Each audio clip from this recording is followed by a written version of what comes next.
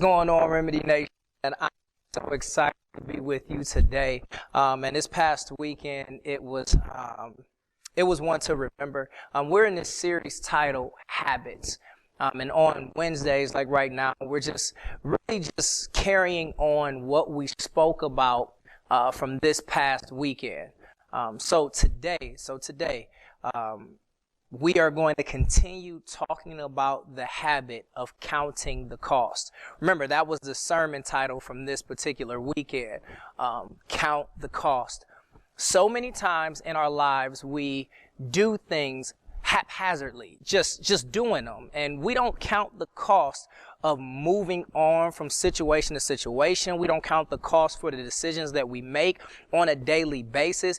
And it is those type of decisions that take place in our life, and they create habits. And you see it right here, the cycle creator. That's what I truly believe habits are. Habits are these things where if you don't catch it early, you will find yourself doing the same thing over and over and over again. I said this past weekend that in life sometimes we'll deal with something, and then once it starts to get hard, instead of dealing with what's going on, we pivot and we go to the next thing. And then while we're in that space, while we're in that place, things are going well, and then we pivot again, and we keep on going into a circle. And let me tell you about a cycle. You don't know you're in a cycle until you revisit a place that you thought you left. Oh, that's so good. You don't know you are in a circle or a cycle until you revisit a place that you thought you overcame. But truth be told, you never dealt with it in the first place. And that's why you are in a certain cycle. Habits.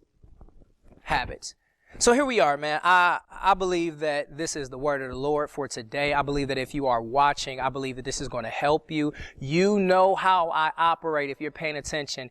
Get your pencil, get your piece of paper. Get ready to converse with those who are around you. Holler at us in the chat. This is where we are. Hear me out. So here it is.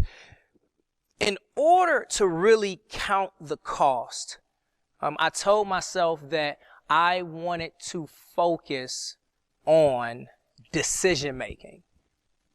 That's important to me. Decision making. Why is decision making important? It is because it is in our decisions that we make on a daily basis that creates who we are. It's your decision that you're going to prayer that makes you a habitual prayer. Or prayer warriors are only called prayer warriors because they have habits to pray. People who own successful businesses are legitimate entrepreneurs. It is because they make it a habit to learn about their craft in order to take their business to another level. Liars are only liars because they have made it a habit to lie. Those who save, he always say. The reason why you can say they have money is because they've made it a habit to either invest or to save. What I am saying is that we have to start creating better habits and making better decisions before we go into something. Okay, what is today's title? This is something my man of God told me. And this is where I got this title from. He says, son, if you are ever in a position where there's an opportunity before you and they tell you that you have to make a decision right now, many of you got like that. You got your stimulus, you got your income tax, you got whatever you needed, and then once you went to the car lot, they said, it's going to be over in 2 seconds. In 2 seconds, if you don't take advantage of this deal, then it's out of here. And they put your back up against the wall. My pastor always says, son, before you make a major decision, before you make a major purchase, if they put your back up against the wall, walk away. Why? It is because if you make that purchase, if you decide to go along with that deal, once you buy it, there is what? No no refund. So this past weekend, count the cost. This weekend, the decisions that you make in today's time and society, there is no refund. No refund. All right, here it is. So when you are making decisions, this is now, we're about to get heavy. I'm about to give you my first point. And I believe that this is important. And I talked about and I spoke about it a little bit more in depth this weekend. I believe that if you didn't see this past weekend, you're missing half of what I'm trying to tell you.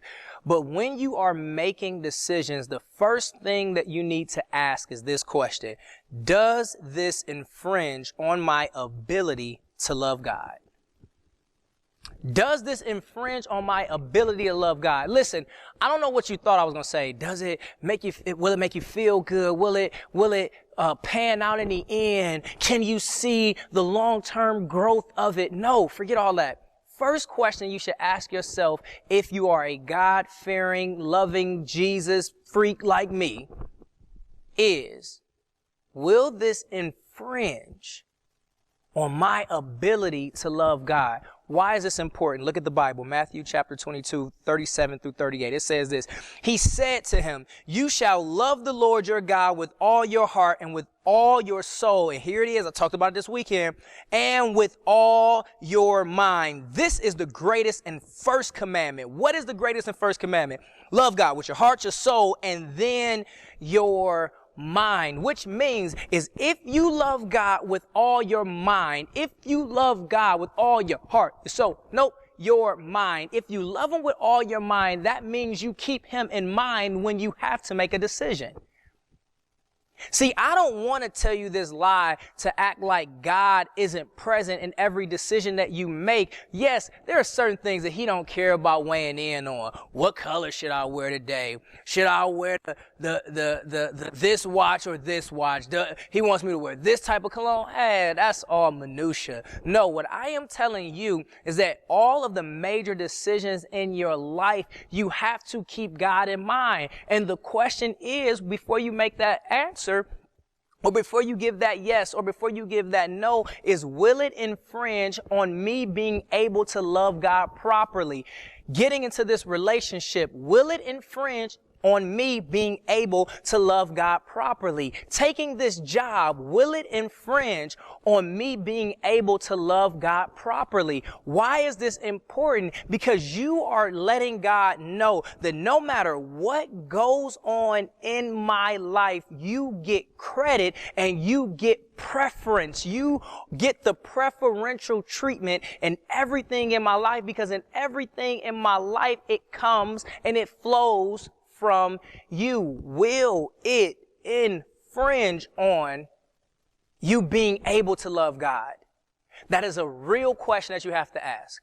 Not about your aspirations, not about what you feel like God called you to and what you anointed to do. Before you jump into that thing, will it infringe on, let me be honest with you. I took a job. I've told you this before. It paid me all the money that I wanted to be paid. I can't lie. I'm 26, 27 years old. I am making six figures. I'm being able to take care of my family. Here it is. It infringed on me being able to love God properly. Why? It took me from serving opportunities. It took me from preaching opportunities. It took me from my family. It took me from my kids. And even though I had material gain, even though I was able to provide, even though I was able to say that my bank account looked decent, it infringed. It made its way into the relationship that is most important, and that is my relationship with God. So before you say yes to the first date,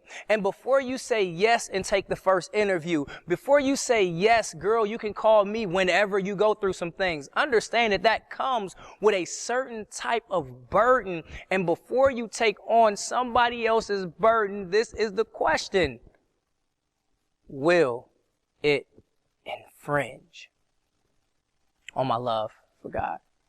Love God with all your heart. Love him with all your soul. Love him with all your mind. And I have an announcement that for those who are watching, I'm your pastor. And I am not worried about your soul. I'm not worried about your salvation. I saw you pray it. I know you believe it. I'm not worried about none of that.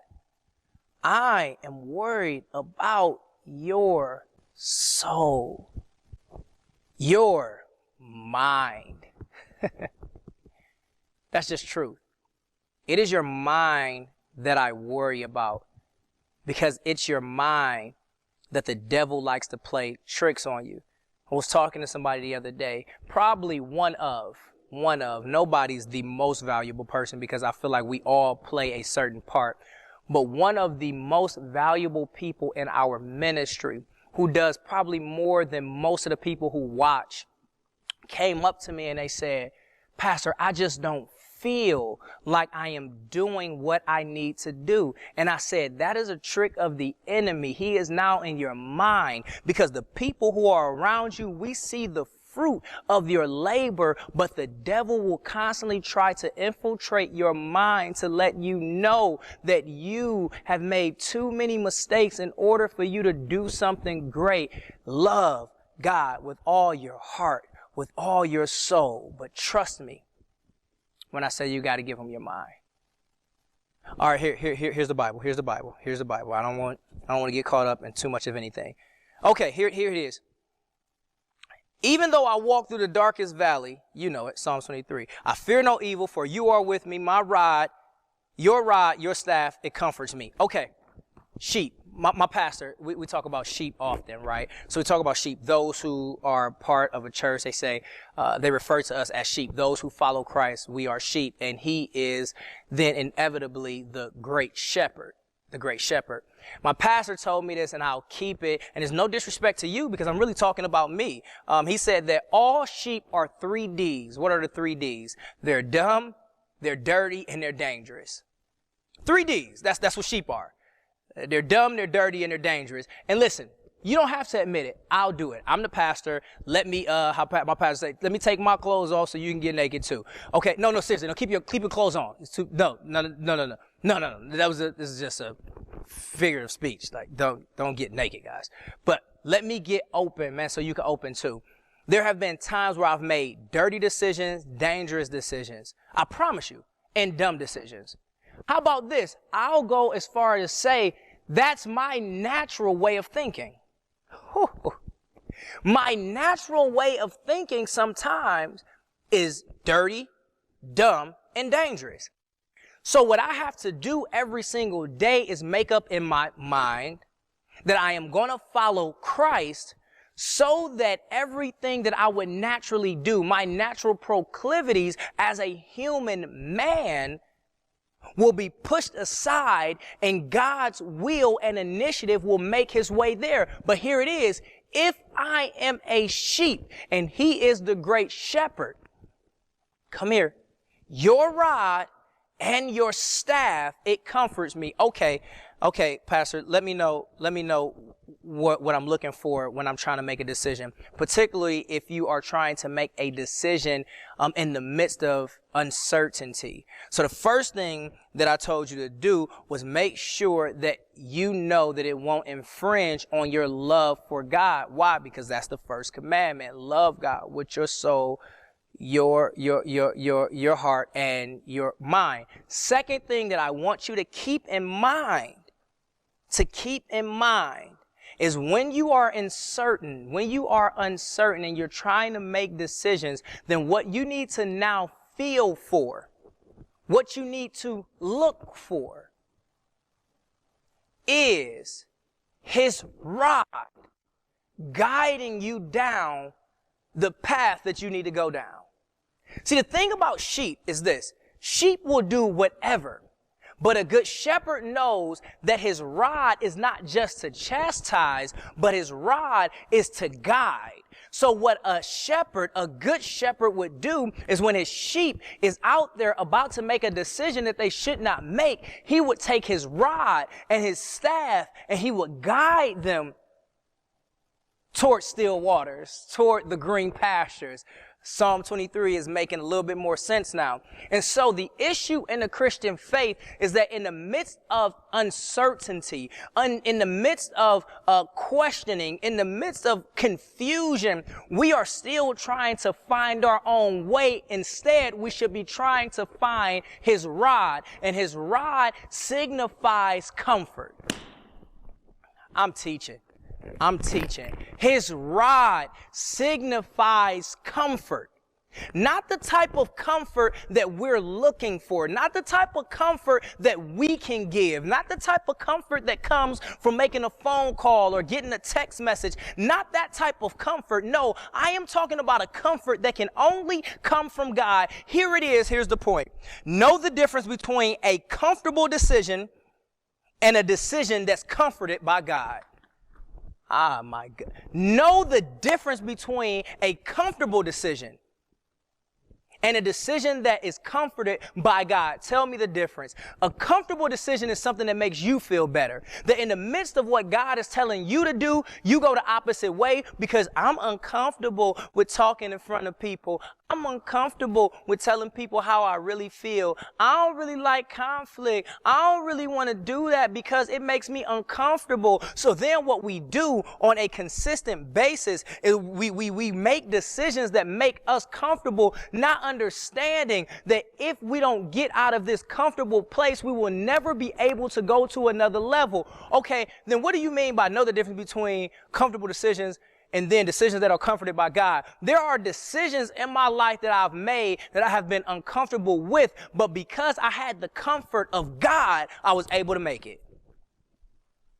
That's why many of you were able to let go of the person who was parasitic in your life, because you were comforted by God. It was a very uncomfortable state in your life walking away from somebody who had your mind for so long. That's truth. The reason why you were able to walk away from a job that claimed they were the only place that would hire you, you only had worth and you only had value in their particular industry or in their particular company. The reason why you were okay with walking away, it was a very uncomfortable time. But the reason why you were able to do that is because you were comforted by God. I'm telling you now that it is in my most uncomfortable decisions that I have made in my life where I felt the most comfort from God. Stepping out on faith, starting the church, I was uncomfortable, but I was comforted by God.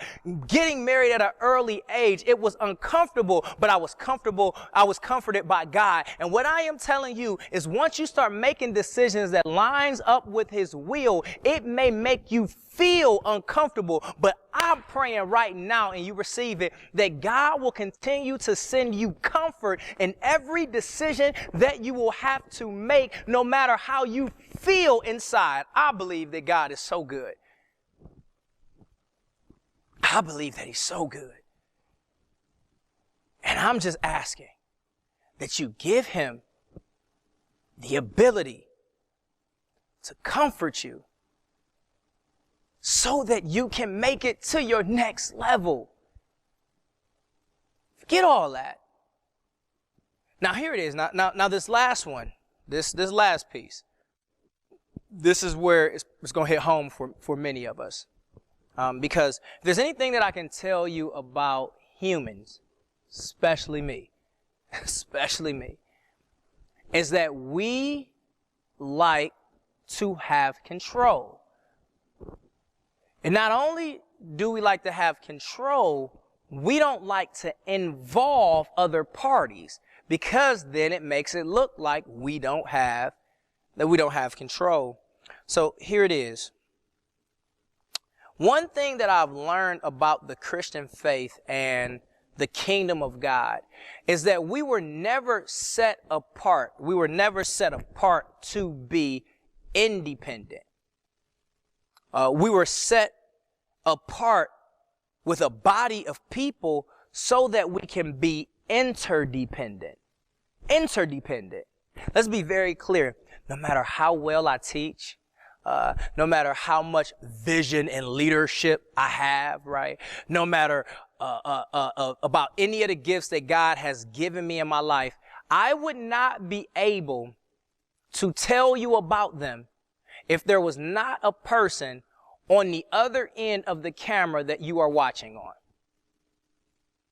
There's a person who is going back and forth. They're pointing at the camera that I'm supposed to look at. They're doing all of this stuff. Why? Because we are interdependent. Without them, I would be preaching to an empty room. Without them, you wouldn't be able to hear me. Without them, I wouldn't be able to get this message across. Why? Because I was never set up to do it all. I was set up to find someone to link up with so that we can do it together. The kingdom of God is not set up in a way where one person can run everything. We are not independent creatures. We are interdependent creatures. And so the issue is that we live in a society where we can come up against issues, not have the answer to the issues, but not have enough sense to go ask. And we suffer in silence. When the Bible is clear, Galatians 6, verse 2, it says this: bear one another's burdens, and in this way, you will fulfill the law of Christ. Bear one another's burdens. Why am I in your life? I'm in your life because I'm here to carry certain burdens for you. I'm here to answer certain questions. And hear me out. Well, I ain't trying to carry everybody's burden. Listen to me. The burden will be relieved with an answer. See, the thing is you're so busy trying to protect those who are actually committed to you. Well, I don't want to always be the one, when they're actually waiting for you to call. They're waiting for you to reach out. They're waiting for you to say, can you pray for me? Because the reality is that we want to help you carry the weight of that unanswered question. Where am I supposed to be in the kingdom? Do I have value in the kingdom?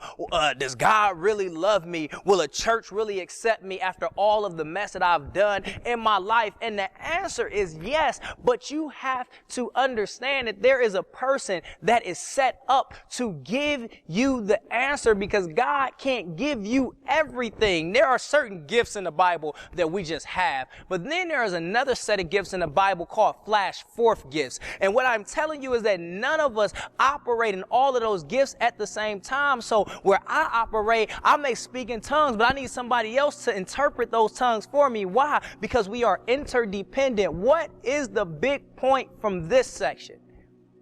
Is that when you come up against something, when you come up against uncertainty, when you come up against issues and problems that you can't solve on your own, and you have the weight and you have the burden of a question, here it is.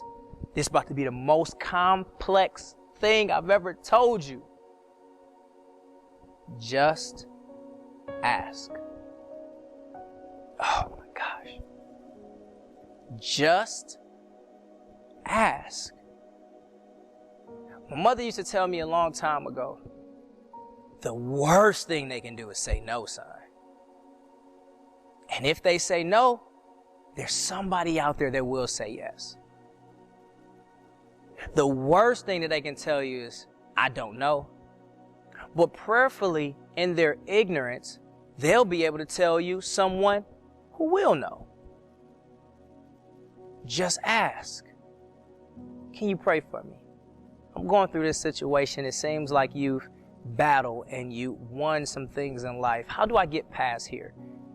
You don't have to figure out the real estate business on your own. There are so many people doing real estate. Just ask. You don't have to figure out marriage on your own. Trust me when I say there are so many people who are married. Just ask. You don't have to battle your demons alone. Why? Because many of us, including myself, including my wife, including our staff, including our ministers, including our deacons, we've all battled our own demons. And truth be told, my demon looked like twins with your demon. So allow me to tell you how I defeated your twin demon. Why? Because I want to see you become successful, but I don't know what you need unless you open up your mouth and tell us what you need. Just ask. The worst thing that a person will say is no. But let me tell you some good news, that in the middle of an issue, in the middle of a problem, in the middle of confusion, in the middle of calamity, even when there's a person who you trusted that can't give you an answer, God will never leave you comfortless. That's why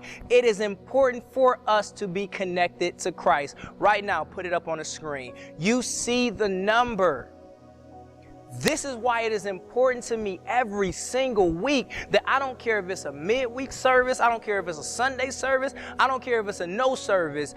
It don't matter. I will walk anywhere and tell you about Jesus because he is the ultimate answerer. He's the ultimate person who will answer a question no matter what. He never sleeps. He never slumbers. He never misses a day that you wake up. So in the middle of all of the confusion that the world is giving us right now, why does this young person have to die? Why is this group of individuals seeming to be targeted? Why is my family not going to another level? Why is my finances not going to another level? Why is my marriage always suffering? Listen, some of us can't answer some of those heavy questions, but I know someone who has every answer that you can think of. Omniscient, omnipresent, omnipotent, all-powerful, all-knowing, and everywhere at the same time. Ask him. If you don't know him, text the number. When you text that number, there are people set up to talk to you. And I'm praying that you understand from this weekend that with every decision that you make, you have to count the cost. And then today, with every decision that you make, go at it like there's no refund. You can't take some of that stuff back. You got to live with some of the decisions that you make. But if God woke you up, and you hear me say it all the time, then he's giving you another chance. Listen, for those who are watching, I don't ever keep you guys long on Wednesday. I really just want you to get refreshed, rejuvenated, refueled so that you can make it through the rest of the week. I'm just praying that this blessed you in your decision making. Remember, first, will it infringe on me loving God? Will it infringe on me loving God? Because if it infringes on me loving God, then I gotta let it go. I gotta let it go. Because then I'll never be able to reach the level. I'll never be able to reach the level that God wants me to reach. Second, are you making comfortable decisions, or are you making decisions that are comforted by God? Some of the most uncomfortable places in our lives, God has sent comfort. And that's why you are here today. Last but not least, don't be the person trying to win on your own. Just ask. For those who are watching, listen, this Wednesday, I'm always asking, man, that if you can sow a seed, sow a seed. Somebody was like, put a number on it, Pastor, because sometimes I don't even know. Listen, if you can sow a $10, $20 seed, that is great because it helps us throughout the week. You guys think we're playing. We're actually coming into a summer season. Summer is nationally low for churches. And so we're coming into a season in our first year of ministry where I'm saying, if you believe in what we do, then sow where you grow. You're watching today because you grow. And I'm asking that you continue to help us do amazing things for Christ. Always remember this. I want you to get back to your family. That I love you. My wife loves you. My children, they love you. But God, he loves you. He loves you so much more. Oh yeah, tomorrow's the draft. Go Browns!